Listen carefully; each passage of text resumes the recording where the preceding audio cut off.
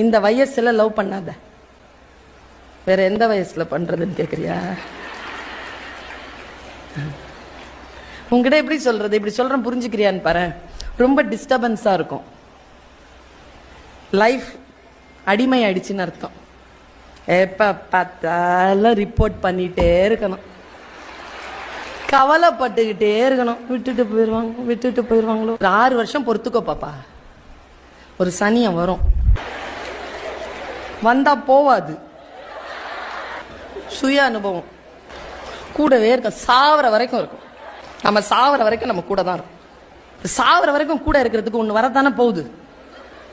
அதை ஏன் இப்பவே தேடி அலையிற? ஒரு 6 வருஷம் ஜாலியா இர, படிய, நிறைய சம்பாதிய, சுயமரியாதையோ இருந்துட்டு போய. இந்த வயசுல லவ் பண்ணாத, வேற எந்த வயசுல பண்றதுன்னு கேக்குறியா?